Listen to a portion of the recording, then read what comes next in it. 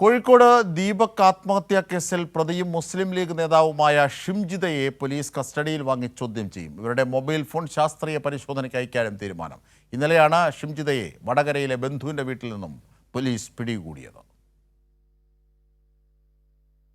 റിമാൻഡിൽ കഴിയുന്ന മുസ്ലിം ലീഗ് നേതാവ് ഷിംജിതയെ കസ്റ്റഡിയിൽ വാങ്ങി വിശദമായി ചോദ്യം ചെയ്യാനൊരുങ്ങുകയാണ് പോലീസ്. ബസ്സിൽ നടന്ന കാര്യങ്ങൾ, ദൃശ്യങ്ങൾ ചിത്രീകരിക്കാനിടയായ സാഹചര്യം എന്നിവ ചോദിച്ചറിയും. ബസ്സിൽ വെച്ച് മോശം അനുഭവം ഉണ്ടായി എന്നാണ് ഷിംജിത നൽകിയ മൊഴി. എന്നാൽ നിയമവഴി എന്തുകൊണ്ട് സ്വീകരിച്ചില്ല എന്ന ചോദ്യത്തിന് വ്യക്തമായ മറുപടി നൽകാൻ ഷിംജിതയ്ക്കായില്ല. വീഡിയോ എഡിറ്റ് ചെയ്യാനും പ്രചരിപ്പിക്കാനും സഹായം ലഭിച്ചതായി പോലീസ് സംശയിക്കുന്നു.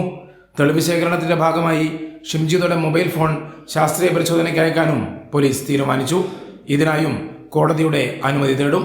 ബസ് ജീവനക്കാരുടെ മൊഴിയും ബസ്സിനുള്ളിലെ CCTV ദൃശ്യങ്ങളും ഷിംജിതയ്ക്കെതിരാണ്. കുന്ദമംഗലം മജിസ്ട്രേറ്റ് കോടതി 14 ദിവസത്തേക്ക് റിമാൻഡ് ചെയ്ത ഷിംജിത മഞ്ചേരി വനിതാ ജയിലിലാണുള്ളത്. ബുധനാഴ്ച ഉച്ചയോടെ വടകരയിലെ ബന്ധുവീട്ടിൽ വെച്ചാണ് ഷിംജിതയെ മെഡിക്കൽ കോളേജ് പോലീസ് പിടികൂടിയത്. ഞായറാഴ്ചയാണ് ഗോവിന്ദാപുരം സ്വദേശിയായ ദീപകിനെ വീടിനുള്ളിൽ തൂങ്ങി മരിച്ച നിലയിൽ കണ്ടെത്തിയത്.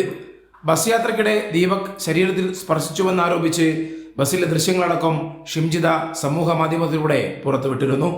കൈരളി ന്യൂസ്, കോഴിക്കോട്.